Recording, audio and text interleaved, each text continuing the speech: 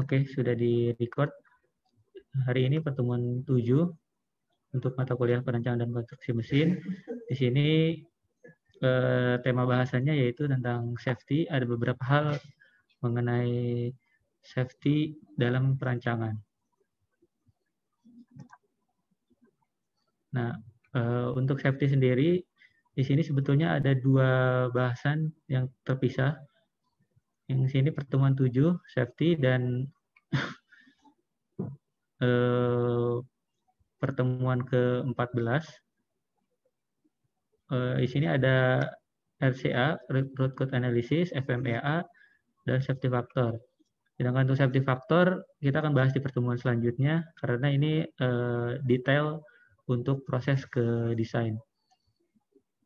Jadi lanjutannya.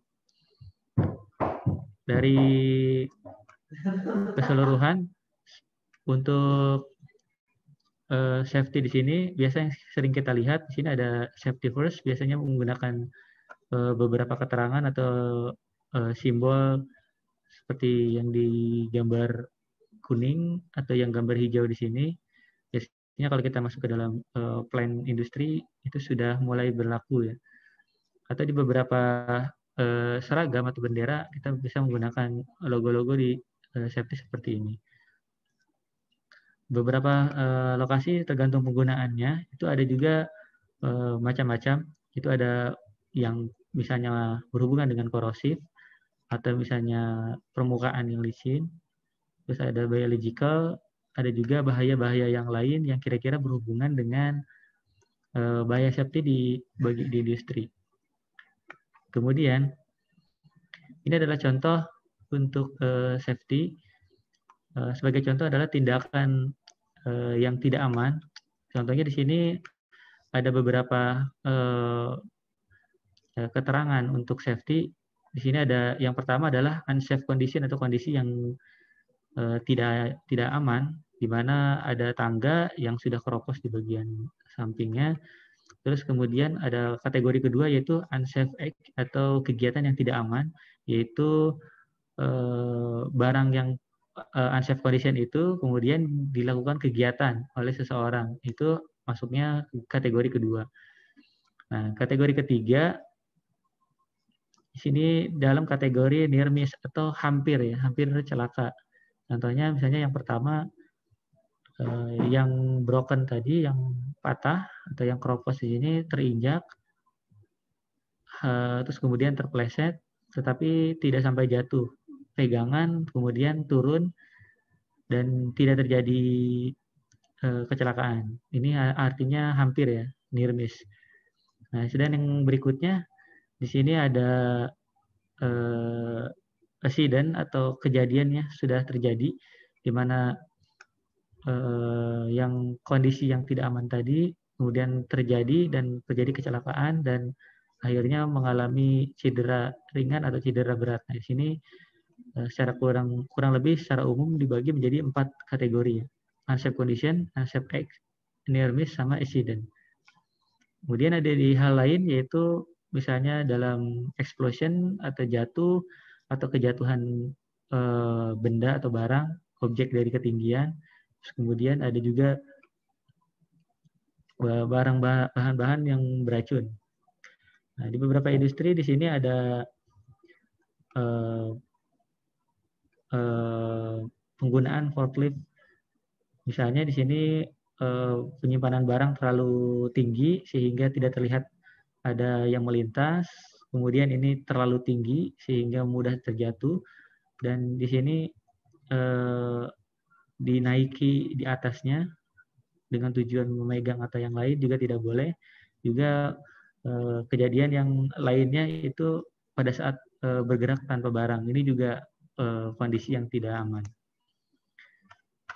Nah, berikutnya secara keseluruhan kondisi yang tidak aman itu mempengaruhi impact. Di sini ada kejadian pada kendaraan bermotor darat maupun kendaraan bermotor di udara. Di sini hampir dalam setahun setidaknya ada 3.200 kematian yang diakibatkan oleh kejadian-kejadian di kendaraan bermotor di darat. Sedangkan di sini setiap hari ya. Maaf, ini setiap hari 3.000 sedunia, dan ini setiap hari 2 orang meninggal dalam flight crash atau kecelakaan pesawat. Ini nilainya kecil tetapi sangat jarang sekali. Berarti bisa menunjukkan bahwa investasi di pesawat itu tinggi dan tingkat safety-nya sebetulnya sangat tinggi. Jadi terjadi kecelakaannya sangat jarang. Kemudian selanjutnya di sini perbedaannya yaitu setiap 1 orang yang itu misalnya dalam 1 orang itu yang terbunuh dalam atau meninggal dalam kecelakaan kendaraan bermotor, itu 9 kalinya itu mengalami perawatan intensif. Oke. Mohon di mute. Terus kemudian 88 kali lebih banyak itu semuanya mendapatkan perlindungan atau perawatan khusus ya.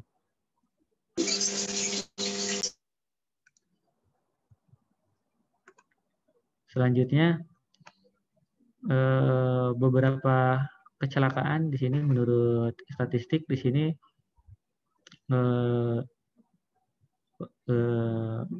accident atau cedera jangka panjang yang dialami dari kecelakaan dari kendaraan bermotor atau mobil. Di sini hampir semuanya di sini dari banyaknya dari neck pain atau sebanyak 49%, dan ini jangkauan dari usianya. Oke, kita lanjut. Nah, ini penyebabnya bukan hanya dari faktor teknis, tapi juga dari faktor non teknis seperti human error ya. Di sini ada drunk driving, ada speeding atau peningkatan kecepatan, distracted driving, itu teralihkan ya pada saat berkendara, teralihkan oleh telepon atau pesan singkat. Terus kemudian ada juga terjadi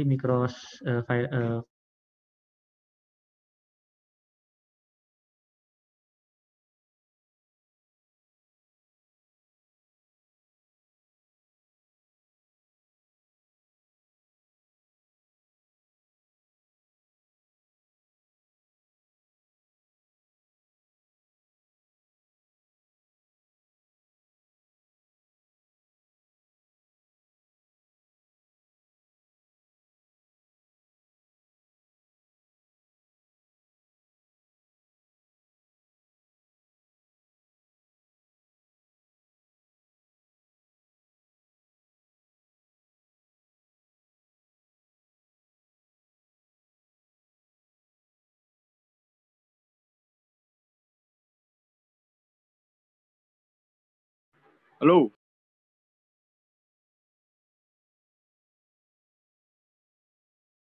Halo, Pak. Bapaknya keluar. Bapaknya kemana anjir? Login bapaknya. Jaringan kali. Hostnya si TB. Kok hostnya gue sih? Yosep mandi, Yosep. Rudi Handoko mandi. Lah iya, hostnya TB. Kok hostnya gue sih? Lain aja, Be. Bapaknya Lu keluar. presentasi, B. Blok. Lu hack ya, Be? Enggak ada ini. Si TB, Pak.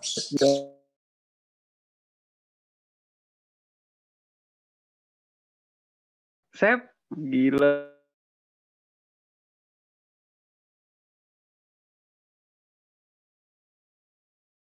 B, presentasi, B. Satu orang Kakak PC Diri udah Bapak masuk. coba Belum masuk ya? Buset, Satu orang PC bapaknya coba. Coba satu orang hubungin Pak Dirinya. Dua aja lu. Yep. Hostnya. B. Pin, ngomong di grup, Pin. TP kan hostnya. Lah kan grupnya di ini. Pengaturan cuman admin doang yang bisa pesan. PCB ceton B. Kenapa enggak lu? Kayaknya ditunda dah, Kang. Sep. Hah, Ada lagi kan. Jangan pada berisik ya, Bos.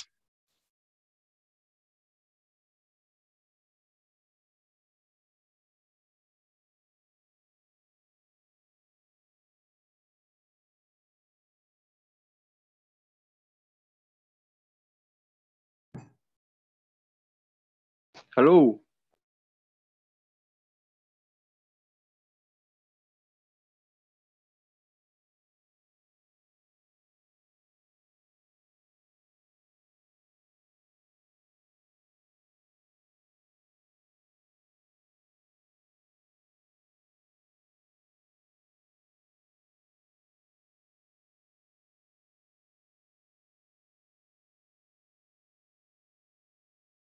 Halo.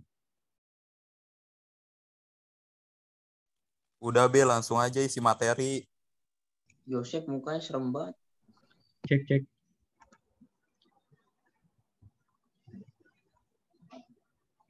Udah terdengar ya? Sudah, Pak. Sudah, Pak. Udah, Pak. Sudah, Pak. Udah, Pak. Ya. Internetnya putus tadi. Oke, saya lanjut. Form presensi sudah saya tutup ya. Oke, tadi kita sampai sini. Ada autonomous driving, itu di beberapa negara sudah diterapkan melalui artificial intelligence untuk proses kemudi secara mekanik di mobil ya. Sebentar.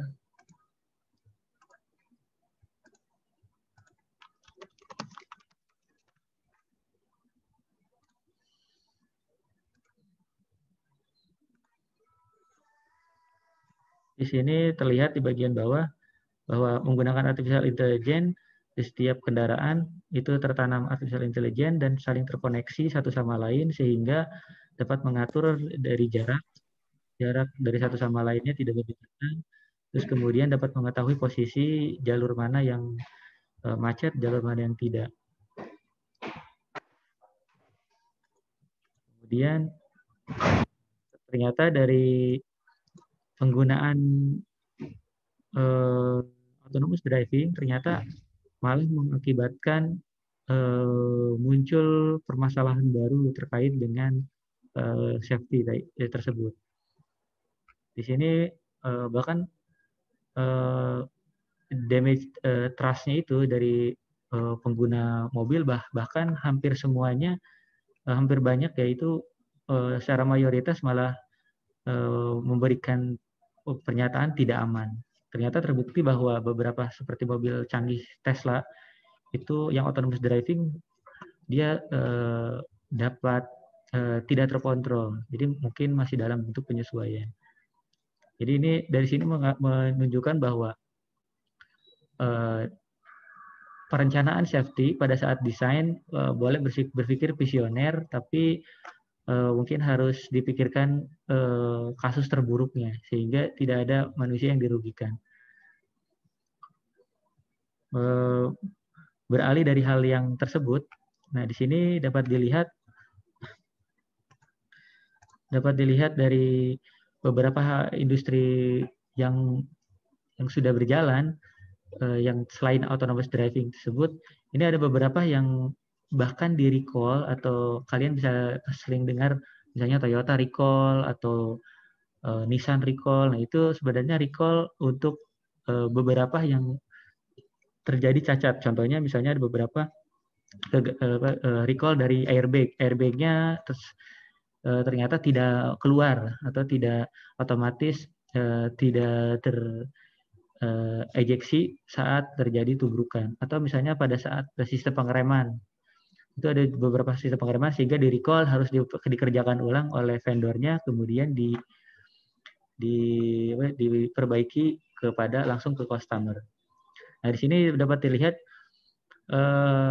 hampir 8 juta kendaraan dari General Motors. General Motors tuh kayak Ford ya, yang pabrikan Amerika itu melakukan recall. Toyota 2014 hampir 6.400.000 unit yang melakukan recall. Recall di sini bisa berarti menjadi dua perspektif.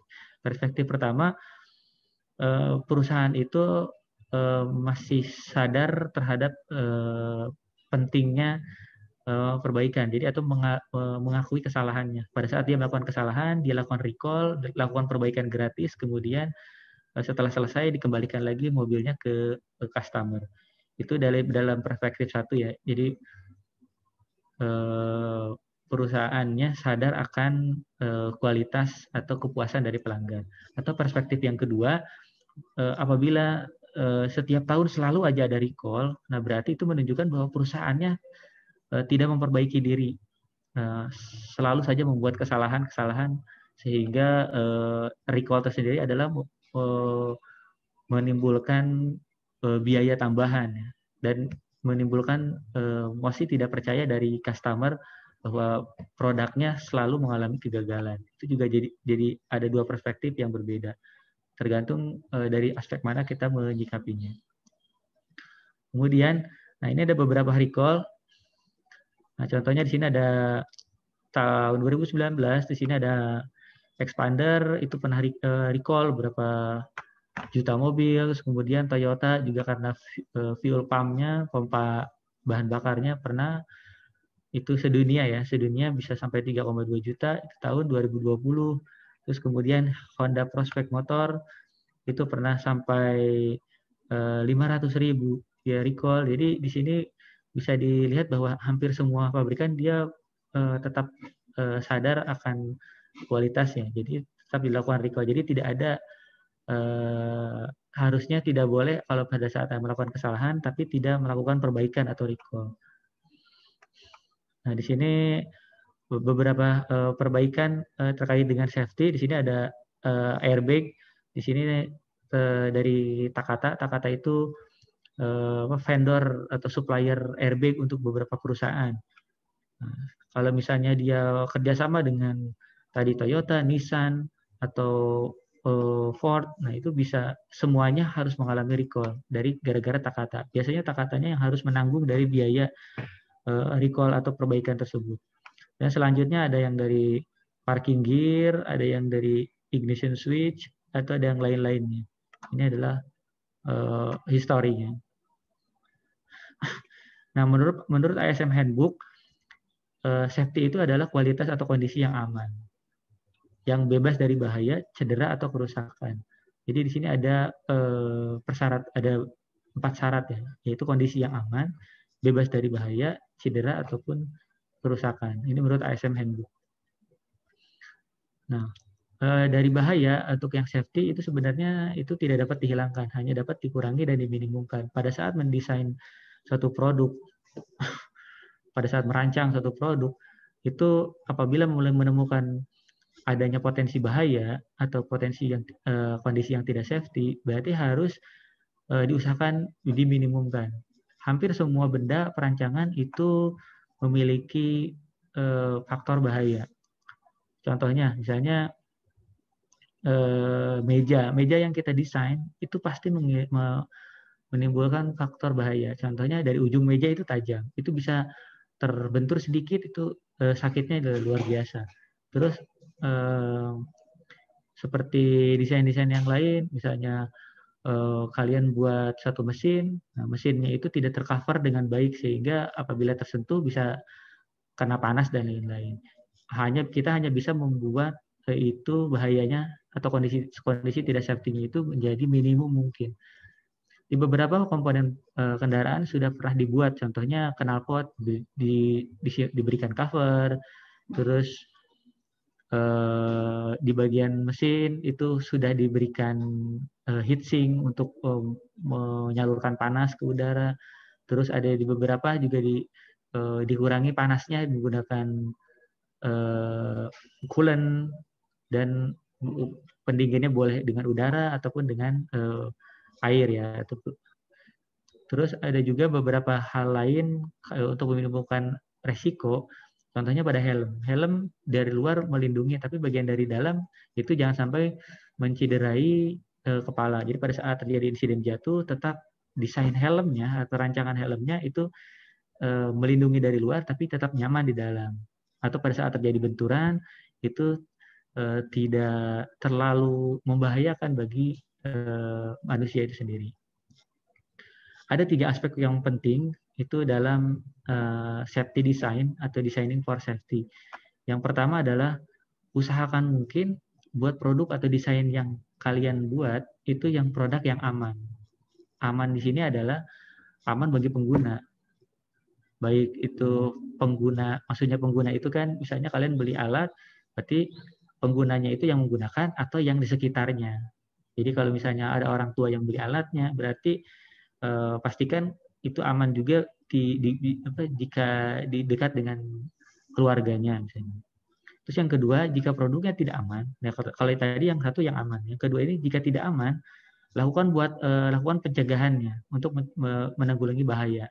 Tadi kalau misalnya kalian membuat desain mesin yang panas, coba dibuat covernya sehingga kemungkinan tersentuh tetap ada, tetapi kita nyentuh covernya. Atau pada saat di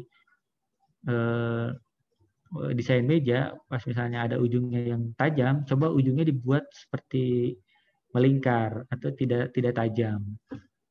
Atau misalnya tetap tajam, tetapi diberikan penutup misalnya. Terus yang ketiga, kondisi yang berikutnya adalah jika produknya tidak aman dan tidak mungkin dilakukan pencegahan, buatlah petunjuk atau peringatan. Jadi di beberapa komponen yang ditutup tidak bisa, dikurangin tidak bisa, satu-satunya jalan ya dibuat tadi simbol-simbol tadi, hati-hati lantai licin misalnya, atau misalnya hati-hati tegangan tinggi, hati-hati permukaan benda panas misalnya, atau hati-hati benda tajam. Itu kan hanya bisa diberikan peringatan. Karena tidak mungkin kita pada saat kita mendesain pisau atau blade pada mesin pencacah jerami misalnya, tidak mungkin kan kita kurangi bahayanya dari tajam itu kita tumpulin aja, kan tidak mungkin kita tumpulkan karena fungsinya harus tajam. Maka dari itu ya tadi kita coba buat cover, kalau covernya tidak mungkin dibuat karena mengganggu fungsi, ya otomatis kita buat keterangan di situ. Keterangan bahwa petunjuk hati-hati pisau tajam, misalnya gunakan sarung tangan sebelum menggunakan mesin, atau menggunakan alat pelindung diri seperti itu ya, petunjuk dan peringatan.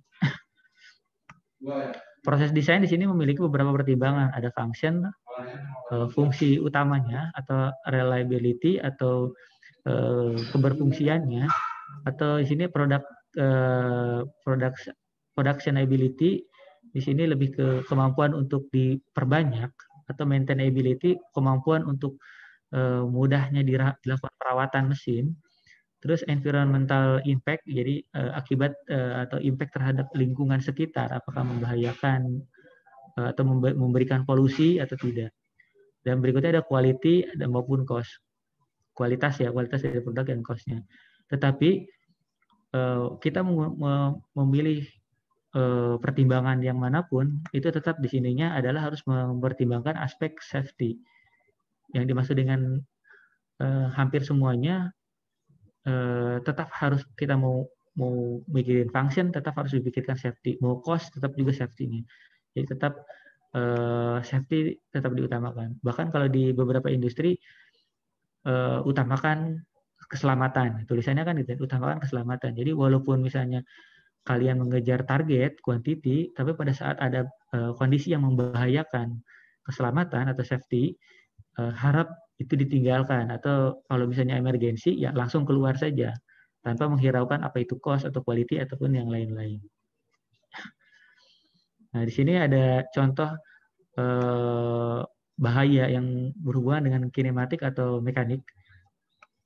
Nah, ini contohnya adalah satu mekanisme yang berputar. Nah, di sini ada mungkin di sini ada impact atau crushing atau benturan, atau mungkin juga di sini drawing atau pembentukan. Atau bentuk yang lain di sini misalnya pada roda atau pada pengungkit yang lain. Nah, di sini ada kemungkinan bisa yang lain tadi, apakah sharing atau tergilas ya, atau shapering, winding, dan lain-lain. Ini yang berhubungan dengan mekanikal. Nah, di sini juga ada yang hubungannya dengan benda tajam, ini bisa tertusuk ya, tertusuk, tergores, atau misalnya tertekan, dan lain-lain. Nah, atau di sini ada beberapa komponen, misalnya masih ada mesin scrap ya, atau mesin-mesin besar yang secara mekanik dia bergerak terus, kemudian ada operator yang nekat lewat sini, ya itu juga kemungkinan berbahaya. Begitu juga dengan bahaya di listrik. Pada saat mendesain satu produk atau perancangan, kadangkala kita sambungkan atau kita adakan adanya rangkaian listrik. Di mana rangkaian listrik, hati-hati dalam jangan sampai rangkaian listriknya itu dapat membahayakan bagi pengguna. Contohnya di sini hati-hati adanya di sini misalnya broken terminal, atau misalnya jangan menggunakan tangan kiri di sini, karena tangan kiri itu lebih dekat dengan jantung. Jadi resiko kematiannya lebih besar. Bahkan di beberapa industri sudah terlihat ya, kalau misalnya berhubungan dengan listrik, misalnya kalian mau nyalakan terminal, atau mau nyambut kabel, atau mau pasang kabel, itu usahakan dengan tangan kanan, karena arah listrik kalau dari tangan kiri itu bisa langsung menyerang ke arah jantung, dan jantungnya berhenti aja beberapa detik itu bisa menyebabkan kematian. Nah, kemudian efek dari listriknya di sini ini tergantung dari miliampere atau tegangannya. Nah, yang paling kecil di sini mungkin ada tingling sensation, kayak kesetrum biasa gitu, kayak terkejut gitu ya. Tapi ada juga yang 3-10 miliampere itu bisa sakit atau kejang di bagian otot ya. Terus 10-40 ini ada fenomena cannot let go, atau susah dilepaskan ya biasanya. Susah melepas dari aliran listriknya. Nah, ini hati-hati, makanya semakin besar maka semakin berbahaya. Hampir sekarang kan banyak yang menggunakan power bank, mobil listrik, nah itu kan tegangan tinggi, hati-hati. Makanya tadi untuk meminimumkannya seperti apa. Ini juga untuk energi hazard yang ini untuk mencegah meledak ya, karena untuk di tabung gas. Nah, ini atau juga selain meledak ada juga untuk uap panas yang keluar dari gas di sini. Ini biasanya ada keterangan seperti ini. Nah, kemudian ada beberapa metode untuk menanggulangi kegagalan untuk safety ya. Nah, contohnya di sini menggunakan FMEA, Failure Mode and Effect Analysis. Ada beberapa yang mungkin yang sudah melakukan KP yang sudah menggunakan metode-metode ini ya. Nah, di sini FMEA lakukan misalnya melakukan scoring, apakah dari berapa kali penggunaan mobilnya, atau misalnya mobilnya itu dari estetikanya dapat scoring berapa. Kalau scoringnya 9, berarti kalau misalnya secara fungsionalnya tidak berfungsi, contohnya ke rem kan ini fatal, berarti harus nilainya 9. Kalau cuman noise, bunyi-bunyi sedikit tidak masalah. Ini wear on hoses, jadi untuk sudah rusak ya kalau di sambungan kabel atau di selangnya sudah ada yang rusak. Nah, ini AC misalnya tidak berfungsi. Begitu juga dengan dari penyebabnya, kalau ini severity kemungkinan munculan ya. Kalau ini akurasi, kalau yang sekarang ini adalah faktor penyebab. Penyebabnya kalau misalnya noise, penyebabnya apa? Kalau misalnya fatigue, tadi penyebabnya apa? Tinggal nanti di scoring. Nanti di scoring, hasil scoring, kemudian dilakukan analisis menggunakan FMEA. Nah, di sini ada failer. Ini contohnya pada saat panel pintu di mobil. Nah, ini kan suka ada keterangan-keterangan apakah misalnya kabel terlalu panjang, maka penyebabnya dia bahkan ke part-part di sampingnya.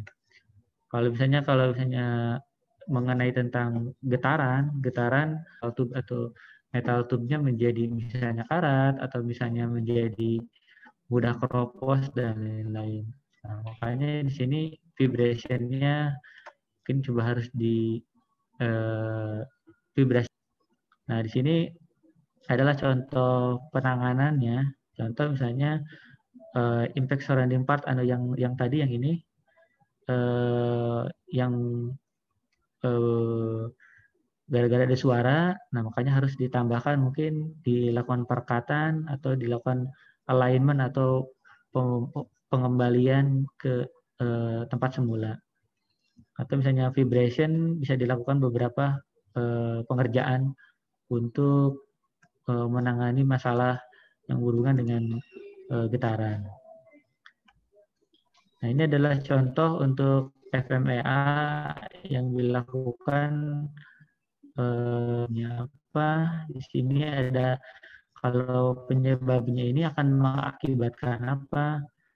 Terus kemudian untuk meminimalkannya harus dilakukannya seperti apa? Terus tingkat kritikalnya seperti apa dan seberapa sering dia muncul. Ini bisa kita kolektifkan data dulu seperti ini, baru nanti dilakukan scoring. Atau metode yang lainnya di sini ada fault tree analysis atau FTM, analisis diagram pohon untuk mencari kegagalan utamanya. Jadi kalau misalnya di sini penyebab utamanya tadi remnya blong. Nah, rem blong ini sebabnya apa? Apakah secara teknis atau non teknis? Kalau non teknis biasanya manusianya kenapa? Apakah ngantuk atau mabuk atau misalnya distract tadi handphone. Nah, berarti kalau misalnya dari ngantuk, penyebabnya apa? Ngantuknya itu harus, kalau biar tidak gadang atau apa. Nah, makanya di situ untuk penanganan solusinya ya berarti menyelesaikan masalah yang paling dasarnya sini. Tadi ternyata yang paling banyak itu gara-gara ngantuk, begadang. Berarti sekarang dia lakukan himbauan supaya yang begadang jangan mengemudi, misalnya seperti itu. Kemudian di FTA bedanya di sini ada simbol-simbol di mana ada simbolnya di sini adalah input untuk or atau ya, atau itu A atau B, berarti boleh A boleh B. Tapi kalau misalnya N ini inputnya apakah A dan B, berarti kalau A-nya tidak terpenuhi hanya B-nya saja berarti tidak terpenuhi juga. Ya, ada contoh-contohnya untuk event atau kejadian-kejadian. Terus di sini untuk FTA ini secara keseluruhan seperti ini. Misalnya di sini rem gagal berfungsi. Remnya rem yang mana? Rem misalnya depan di bagian belakang ya, belakang kanan, belakang kiri, atau depan kanan, depan kiri sebabnya, sehingga dicari tambahkan simbol-simbolnya, kemudian muncul ininya penyebab untuk antisipasi permasalahan ini. Kemudian seminar waktu Persatuan Insinyur yang Teknik Industri, di sini ada metode RCA. Di sini metode tadi kan FTA ya, sekarang RCA. Di sini ada misalnya ada kejadian. Pada saat terjadinya kejadian, maka apa yang akan terjadi yaitu amankan informasi, kumpulkan informasi, analisis informasi yang didapat, kemudian identifikasi ini penyebabnya siapa, yang bawa siapa, misalnya kondisi lingkungannya bagaimana, kemudian selidiki bagaimana misalnya bisa terjadi ini, bagaimana kondisi lingkungannya bisa licin, misalnya.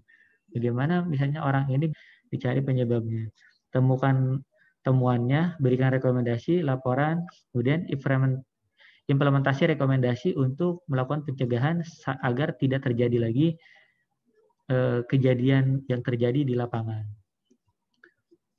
Atau metode yang lainnya yaitu menggunakan 5 way. 5 way itu 5 why atau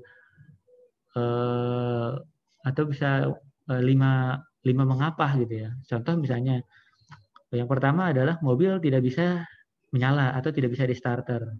Nah, pertanyaannya mengapa mobil tidak menyala? Ini satu W. Berarti ternyata penyebabnya baterai atau akinya mati.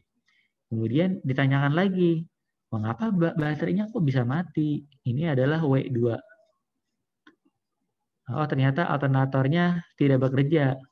Terus kemudian ini ditanyakan lagi W ketiga, mengapa alternatornya tidak bekerja? Ternyata beltakan alternator. Terus kemudian dicari lagi, kenapa bisa beltnya itu putus? Ini W4. Ternyata beltnya sudah expire atau sudah tipis atau sudah waktunya diganti.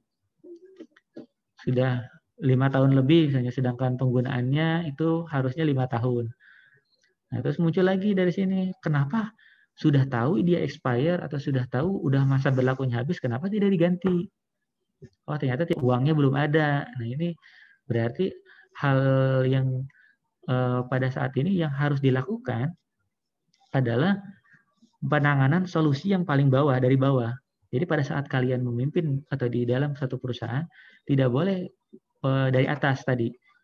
Mobil atau mesin tidak menyala, berarti akinya mati. Berarti langsung aja ganti baterainya. Nggak gitu. Harus ditelusuri paling akarnya itu paling mana. Kalau akarnya paling ini, coba diselesaikan dari paling bawah. Kalau yang paling bawah sudah diselesaikan, kalau yang paling bawah sudah diselesaikan, masih tidak berefek juga, lakukan yang ke atasnya. Begitu dari bawah. Nah, di sini adalah untuk melakukan, karena yang tadi adalah program maintenance-nya yang berkala tidak dilakukan, maka solusinya apa? Corrective action-nya yaitu lakukan preventive maintenance. Atau misalnya maintenance yang lain. Ya, tapi yang terjadwal kan di sini. Ini makanya yang hijau ini adalah menjadi solusi untuk menentukan solusi dari permasalahan. Ini contoh metode investigasi dengan 5 why. Ini ada contoh yang lain ya. Kenapa mesin berhenti? Karena overload. Kenapa overload? Olinya ternyata tidak cukup atau berkurang. Kenapa tidak cukup? Karena pompanya tidak jalan sebagaimana mestinya. Kenapa pompanya tidak efisien atau tidak berjalan? Ternyata ada komponen atau asnya itu yang telah aus atau telah rusak. Kenapa asnya bisa rusak? Ternyata ada serbuk besi yang masuk ke dalam filter oli hingga cepat rusak. Baru di sini kenapa bisa menghambat? Berarti tidak dilakukan pemisahan serbuk besi pada saat ring. Ini adalah contoh yang lain. Nah, contoh yang terakhir adalah dari segi fishbone diagram. Fishbone diagram kan kita ketahui adalah tulang ikan. Di mana tulang ikan ini, fishbone itu adalah untuk mengetahui namanya sebab akibat. Jadi yang di sini, yang di ujungnya, yang di kepalanya itu adalah akibatnya. Sedangkan yang tulang-tulangnya itu adalah penyebabnya. Jadi makanya fishbone diagram sering disebut dengan diagram sebab akibat atau diagram cause and effect atau sebab akibat. Nah, ini contohnya di sana ada jembatan ambruk. Mengapa jembatan ambruk? Dilihat dari berbagai aspek, apakah dari mesin, manusia, lingkungan, cara kerja, misalnya metode yang dikerjakan atau material, atau misalnya standar ya, aturan atau yang lain. Ini di sini dari tulang besar ini harus dilakukan kecilan lagi. Ternyata jembatan ambruknya jembatan kurang kokoh. Kenapa jembatan kurang kokoh? Rata-rata terbuat dari kayu. Kayunya udah keropos. Kenapa kayunya dikeropos? Bisa saja ditambahkan tulang kecilnya lagi. Sama seperti tadi 5Y itu. Dari intinya adalah untuk mengetahui keyword-keyword yang paling dasar yang ditandai warna pink itu adalah untuk dilakukan penyebab utama dari jembatan ambruk. Jembatan rem vakum karena bahannya dari kayu, atau pada saat penggunaannya manusianya menginjak remnya sembarangan, atau tanahnya, lingkungannya ini Nah, dari yang pink ini lalu dilakukan perbaikan solusinya harus seperti apa. Oke, sampai sini ada pertanyaan, silakan. Karena sudah berakhir, nanti kita ada tugas di sini, tugas presentasi.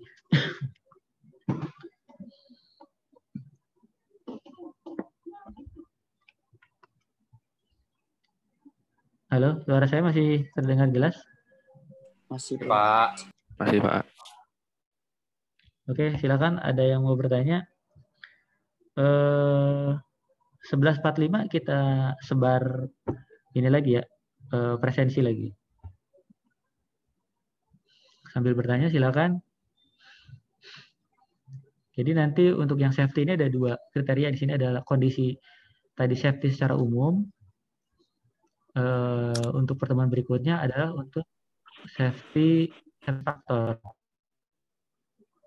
Nah, safety factor biasanya langsung dalam hal ke desainnya. Ada beberapa di mahasiswa kita, bahkan ada yang belum paham apa itu safety factor pada saat penyusunan kerja praktek ataupun pada saat penyusunan tugas akhir.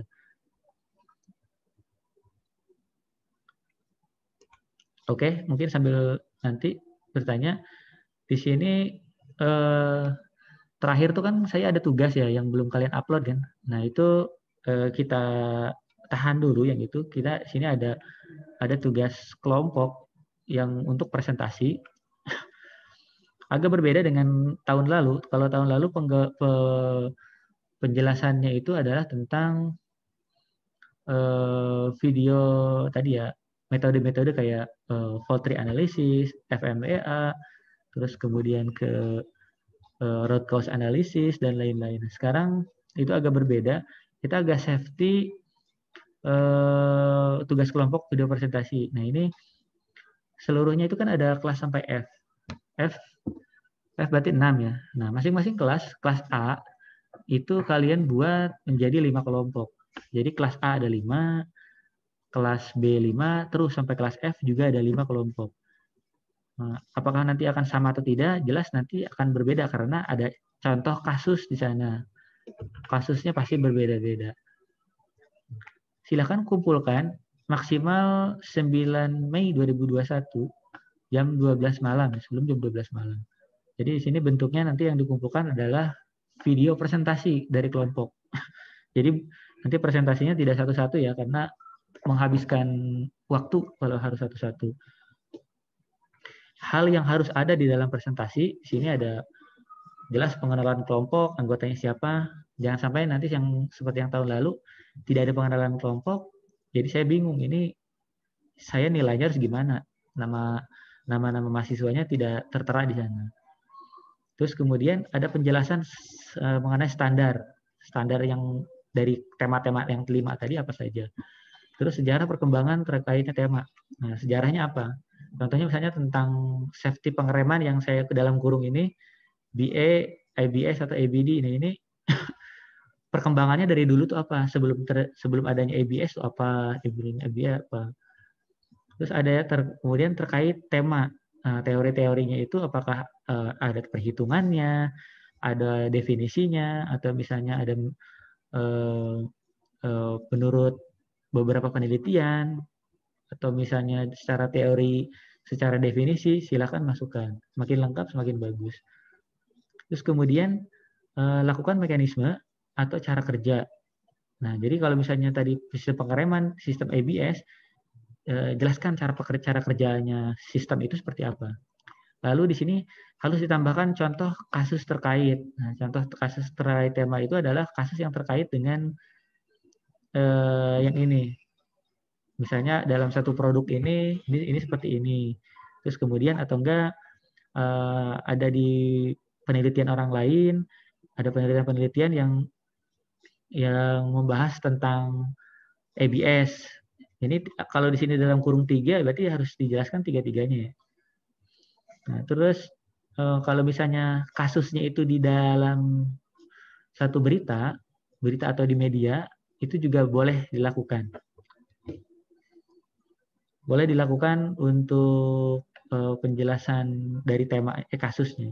Oh, kasus terjadi nih kecelakaan akibat ABS boleh, atau terjadi kecelakaan akibat ABD itu boleh. Kasusnya boleh dia jadi kasus penelitian ataupun kasus kecelakaan real di lapangan, sambil bukan hanya menunjukkan tapi dijelaskan. Nah, di sini ada 5 masing-masing kelas. Itu silakan tentukan saja masing-masing siapa yang mau di kelompok yang satu, itu mengenai safety pada rangka mobil. Jadi rangka mobil itu kan sering pengujiannya impact atau crash ya, ditabrakan. Itu penjelasannya, standarnya dan lain-lain. Terus ada yang safety untuk pengereman tadi ya, BA brake assist atau ABS atau automate brake system ya, atau ABD. Terus ada juga sistem traksi atau stabilitas mobil supaya tidak goyang ya. Sini ada beberapa, ada 3, ASC, TC dan VSC. Terus yang keempat di sini yang berhubungan dengan di udara. Nah, di sini ada safety dalam pengisian BBM pesawat, baik pengisian maupun pembuangan bahan bakar. Nah, itu kalau kalian cermati ada juga yang pengisian bahan bakar itu di udara ya. Nah, coba kalian jelaskan apakah itu ada standarnya atau misalnya ada mekanisme cara kerjanya, kasus-kasusnya bagaimana? Jelaskan. Atau dalam definisi adalah flight refueling mid-air, jadi pengisian bahan bakar tapi di udara. Terus yang terakhir adalah safety untuk kursi pelontar pilot dan parasut penumpang. Nah, di sini untuk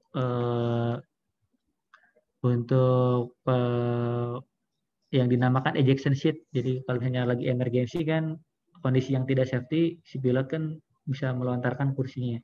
Atau yang teknologi yang terbaru adalah parasut kapsul. Jadi pada pesawat penumpang, pada saat terjadi kecelakaan, si penumpangnya itu diejek seluruhnya, kemudian pakai parasut.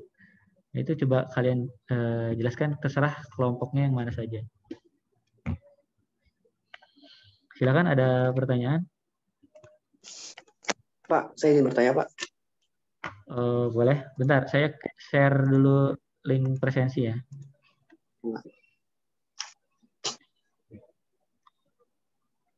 Mana ya tadi? Oh, ini. Link presensi saya kirim dulu ke chat. Silakan isi sampai jam 12.00. Iya, Pak. Ya, silakan yang tadi tanya. Iya, Pak. Sebelumnya nama saya Ahmad Tahir Firmansyah, Pak. Izin bertanya. Terkait tadi kan kita sedikit membahas buat masalah ini, Pak. Beberapa macam masalah dan cara menanggulanginya, Pak. Nah, untuk macam-macam masalah ini, Pak, apakah ada sejarah lahirnya, Pak? Maksudnya, ketika saya sedikit ngobrol gitu sama teman-teman yang sering bekerja di lapangan, kebanyakan penanggulangan masalah ini ada karena banyaknya korban-korban sebelumnya, banyaknya banget korban-korban yang terjadi, Pak. Jadi misal tadi contoh dengan masalah ini, Pak, electrical hazard, itu kan kayak gimana cara menanggulangi ya tentang masalah kelistrikan. Nah, tapi itu terjadi muncul karena sebelumnya ada orang tersengat atau mungkin bahkan ada orang meninggal, baru penanggulangan kayak hazard electrical ini baru muncul, Pak. Apakah asumsi itu benar atau salah, Pak, buat masalah itu?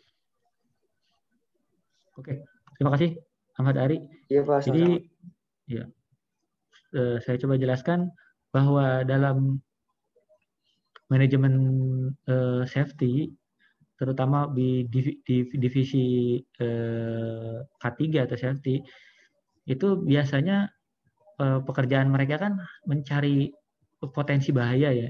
Jadi jangan sampai bahaya itu terjadi, memakan korban, misalnya korban jiwa atau korban luka. Nah, itu baru dilakukan penindakan. Nah, saya rasa itu mungkin beberapa perusahaan yang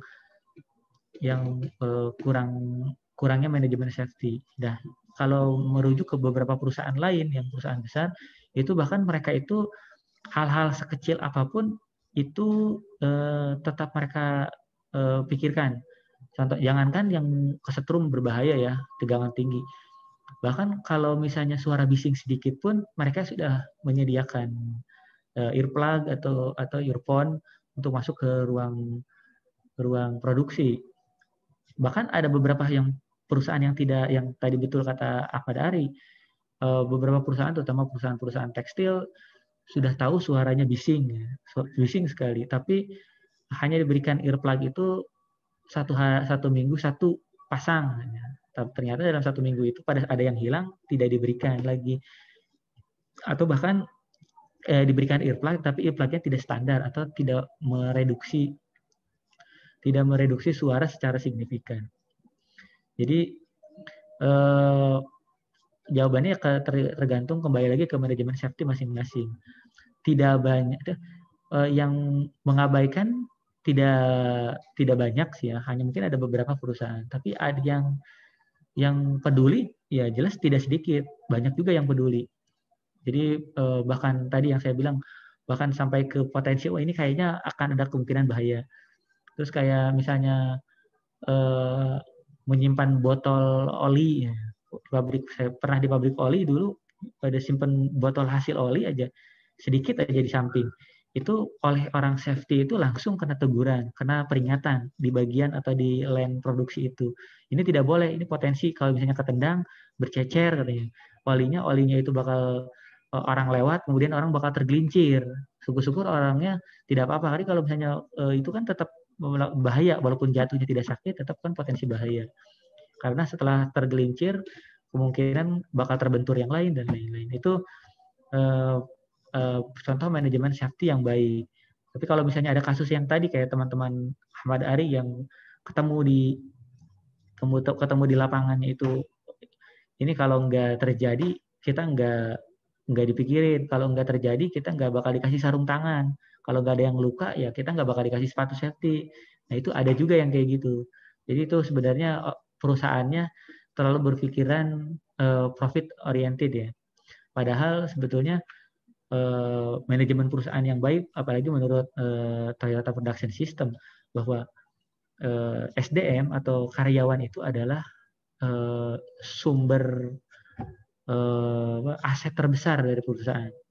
Karena tanpa karyawan atau karyawan ada yang sakit, berarti kan proses produksi terganggu. Makanya kebutuhan karyawan, kebutuhan standarnya seperti untuk safety itu memang harus dipikirkan, dan potensi-potensi bahaya safety juga harus dipikirkan. Jadi seperti itu ya Ahmad Ari. Jadi tidak semua yang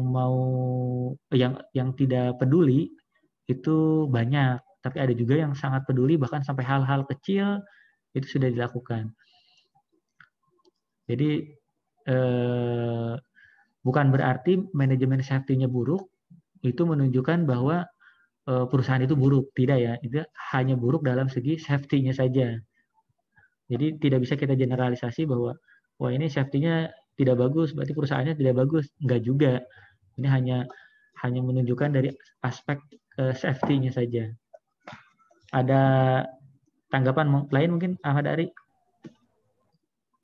Cukup Pak, terima kasih, sudah jelas. Ya, mangga. Yang lain mungkin ada lagi? Pak Dari, Saya Pak. izin bertanya Pak. Saya Ya, ingin silakan. bertanya Pak. Lalu. Oh iya. Nah, baik. Sebelumnya terima kasih Pak Dari. Hal yang ingin saya tanyakan terkait safety ini, sebenarnya safety dalam sebuah perusahaan itu ada standarnya kah Pak, atau hanya ditinjau dari perusahaannya tersebut? Kayak misalnya, nggak mungkin kasus tentang safety elektrik ini diterapkan di perusahaan yang bergerak di bidang makanan, misalnya seperti itu Pak. Jadi bagaimana ini meninjau safety ini efisien atau tidaknya terhadap suatu perusahaan gitu Pak? Apakah ada standarnya kah, atau memang ditinjau dari relevansi pada perusahaannya doang Pak? Terima kasih Pak. Iya. Oke, langsung saya jawab aja untuk Galuh. Sebetulnya standar safety itu ada sama seperti ISO 9001 itu untuk quality. Jadi orang itu kalau misalnya dianggap kualitasnya bagus, itu harus setidaknya dia harus memiliki ISO 9001. Terus kalau misalnya lingkungan 14001, itu kalau misalnya perusahaan itu sebenarnya patuh terhadap lingkungan atau menjaga lingkungan, itu dilihat dari 14001. Apakah dia mendapatkan sertifikasi atau tidak. Atau misalnya yang safety adalah OSHAS. OSAS 18.000 itu juga sama untuk menunjukkan bahwa dia itu perusahaannya sudah menjalankan safety atau belum. Jadi sama seperti ISO 9001, 14.001 maupun OSAS 18.000 itu masing-masing itu ada masa berlakunya, kayak di kita itu akreditasi. Misalnya per 2 tahun, per 3 tahun, atau per 4 tahun. Nah, setiap habis itu akan ada tim independen yang dari asosiasi yang akan mengecek. Oh, misalnya tadi safety, tingkat safety-nya itu dia cek satu-satu dari proses penyimpanan materialnya, apa dari pengirimannya, atau misalnya dari proses produksinya, atau dari APD yang dilakukan oleh karyawan, yang dipakai oleh karyawan, itu ada standarnya. Jadi kalau misalnya di perusahaan itu dinilai efisien atau tidak, itu dilihat dari seberapa bagus dia dalam mempresentasikan safety untuk standarnya tadi. Terus balik lagi, apakah harus ada relevansinya dengan industri, misalnya industri makanan kan nggak ada listriknya. Tetap mau industri produk apapun, kalau misalnya dia ada hubungannya, kalau dia mau dipercaya dalam safety, otomatis dia harus mendapatkan sertifikasi safety itu. Nah, di mana spesifikasi dalam sertifikasi safety itu tidak dibatasi, misalnya untuk makanan berarti ini aja safety-nya, tidak. Itu tetap harus semua poinnya itu harus terpenuhi. Sama seperti akreditasi teknik mesin, apakah berbeda dengan akreditasi bahasa? Itu sama, karena terstandar dari pusat. Nah, begitu juga dengan tadi ISO 9001, 14.001 ataupun OSAS yang 18.000. Nah, itu penjelasannya ya. Jadi tidak terpatok pada jenis perusahaannya saja. Jadi semua perusahaan itu harus mengikuti standar. Ya ISO ya harus ngikutin yang ISO. Jadi tidak boleh pilih-pilih. Ini jarang nih ketemu listrik, nggak boleh, jangan. Tetap. Nah, nanti impact-nya kemana? Kalau misalnya satu perusahaan punya sertifikasi safety, nah itu biasanya lebih buat branding diri, misalnya dalam satu kampanye atau kompetitor dengan kompetitor lain, misalnya dengan pada saat mau tender dengan perusahaan lain, dia dengan bangganya bahwa perusahaan kami sudah tersertifikasi safety, perusahaan kami aman, perusahaan kami ini lebih terpercaya dibandingkan perusahaan yang belum tersertifikasi safety. Nah itu jadi kepercayaan publik jadi bertambah. Kepercayaan publik bertambah apabila membutuhkan modal karena sertifikasi itu, jadi peminjam modalnya itu dari pihak pembiayaan itu biasanya lebih percaya, oh sudah ada sertifikasi, berarti sudah bagus perusahaannya. Begitu juga dengan standarnya ISO yang lain tadi ya, kayak 9001 untuk quality. Berarti nunjukin bahwa kualitas kita bukan main-main, kualitas kita sudah teruji. Namanya sudah terstandar ISO, berarti kualitas kita dari segi pemrosesan, pengemasan, penyimpanan, pengiriman, itu sudah kualitas yang menurut standar sudah lebih baik. Namanya standar. Standar itu kan minimal ya. Kalau dia sudah minimalnya standarnya baik, berarti di perusahaan itu dikatakan baik. Dan kepercayaan publik bertambah. Semakin baik produknya, maka semakin baik juga image perusahaan itu. Dan nilai saham atau nilai profit dari itu akan meningkat juga. Orang makin percaya, ya makin beli kan produk itu. Mungkin itu ya Galuh. Ada tanggapan mungkin? Oke Pak, cukup Pak. Berarti untuk yang ISO atau standar safety ini bersifat general ya Pak, tidak meninjau dari banyaknya jenis-jenis atau bidang perusahaannya ya Pak? Ya, sifatnya general. Jadi mau perusahaan apapun ya kalau mau tersertifikasi standar ISO safety, ya dia harus mengikuti standarnya. Ya gitu. Oke Pak, cukup. Terima kasih banyak Pak.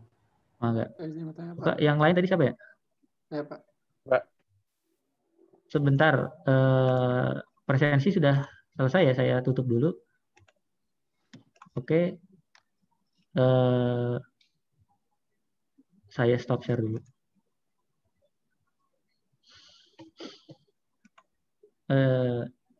Jangan dulu pada keluar ya, kita perlu ada foto bersama kan di akhir ya.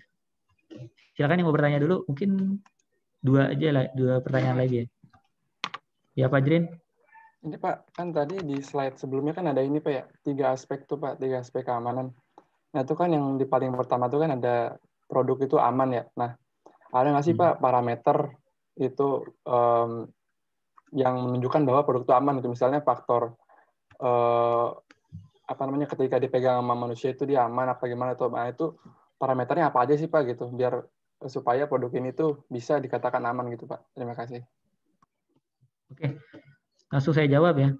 Kalau untuk yang dinamakan produk aman, yang saya tadi jelaskan tadi, aman itu kan aman bagi pengguna maupun orang yang di sekitar pengguna. Jadi pada saat misalnya kamu mau bikin produknya apa ya, misalnya kamu produknya ini pilox misalnya, kamu bikin produknya saya mau bikin tabung pilox nih. Tabung pilox ini gimana caranya yang menggunakan itu aman? Yang menggunakan aman tuh misalnya, oh ternyata si asapnya itu atau si udaranya itu, si gasnya itu tidak mudah menguap, dia langsung menempel di materialnya. Atau misalnya membahayakan sekitarnya, udaranya ke orang yang lain. Atau misalnya pada saat kalian mendesain si alat tadi, alat pencacah jerami misalnya, nah itu amannya itu adalah aman pada saat orang mengoperasikan. Orang tuh cuma memasukkan ke penampungan hopper itu, ke atasnya jeraminya masuk, tapi kan ada kemungkinan si tangannya itu bisa masuk. Nah makanya di situ dikasih pembatas. Oh ternyata hanya untuk jerami saja yang masuk, tangan tidak masuk karena terlalu kecil misalnya. Itu adalah kondisi yang aman. Atau kondisi yang lainnya adalah aman bagi orang lain, misalnya tadi noise-nya bisa diminimalkan. Ada beberapa sekarang teknologi untuk genset ya. Di genset tuh sekarang yang biasanya dulu tuh rame, nah sekarang genset itu silent. Genset itu hening. Nah itu karena dia dilakukan insulasi suara noise tadi. Jadi tidak ada suara yang keluar ya. Itu gitu Pak Jirin. Jadi maksudnya adalah yang aman itu adalah aman bagi pengguna. Jadi sebenarnya kriteria amannya itu kan tiap produk beda-beda ya. Jadi kalau kata si produk ini aman, produk yang lain belum tentu aman. Karena tergantung desainer itu mendefinisikan siapa penggunanya. Begitu Pak Jirin. Ini Pak ya, berarti berdasarkan pengguna Pak ya? Bagian Ya, besar pengguna ini siapa? Oke Pak, terima kasih. Ya, enggak. Mungkin satu lagi. Saya mau nanya Pak, Richard. Richard, gimana Richard? Saya mau nanya Pak, kalau misalnya di suatu perusahaan nih Pak, terus manajemen safety-nya kurang baik, nah terus nanti kalau misalnya ada kecelakaan di karyawannya, perusahaan dapat pidana nggak Pak? Biasanya?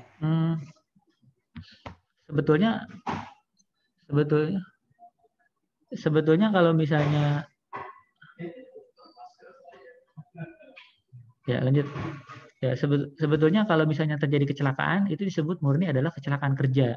Jadi sebenarnya tidak ada sangkut pautnya dengan perusahaan sebetulnya. Tapi apabila setelah tadi root cause analysisnya, setelah diidentifikasi ternyata penyebabnya itu benar-benar human error, tapi kayak aspek-aspek yang berhubungan dengan pekerjanya tidak dipenuhi. Contoh, harusnya dia menggunakan sepatu safety, tapi ternyata dia menggunakan sepatu kets biasa. Ternyata terbukti bahwa perusahaan itu tidak memberi, bahkan harusnya kan jadi haknya ya. Jadi haknya kalau misalnya alat pelindung diri diberikan sebelum dia bekerja. Sama seperti kalian ngelas, itu kan kalian pasti oleh yang perusahaan lasnya itu harus dikasih kacamata las, atau misalnya kedok lasnya, welder, atau misalnya masker atau respirator dan lain-lain. Itu harus standar yang diberikan, termasuk sarung tangan. Nah, apabila harusnya dalam standar pekerjaan, kalau kalian ngambil WI atau WE ya, welding engineer atau welding inspector, di situ jelas bahwa pada saat pengerjaan las, apabila standar safety-nya tidak terpenuhi, seorang WI atau seorang WE itu berhak menolak pekerjaan itu. Jadi memang tidak boleh dikerjakan jika standarnya tidak dilakukan. Jadi nanti itu kalau misalnya tetap terjadi seperti itu, akan nanti dilakukan investigasi. Perusahaan telah melakukan kesalahan apa, terus karyawan melakukan kesalahan apa. Jadi kalau misalnya main tuntutan hukum, nah itu bisa diperkuat. Nah tadi apakah perusahaan sudah mengasihi atau belum, apakah haknya sudah diberikan oleh perusahaan atau belum, atau kondisi pekerjaan, lingkungan pekerjaannya mendukung atau tidak. Mungkin juga bisa saja disalahkan oleh pekerjaannya juga. Pekerjaannya kenapa udah tahu nggak aman, kenapa dia masih menerima misalnya. Harusnya kan dimulai dari penolakan, dimulai dari melakukan teguran, lakukan ke pihak terkait yang safety supaya ini tidak aman. Mungkin gitu maksudnya. Jadi pelajaran bagi kalian kalau misalnya masuk ke industri, apabila ada kondisi yang tidak sehat, lakukan teguran atau misalnya pernyataan tertulis yang menunjukkan bahwa kalian itu kondisi yang tidak safety itu pernah kalian tolak. Jadi pada saat misalnya ada investigasi itu tidak tersalahkan ya, harusnya aman.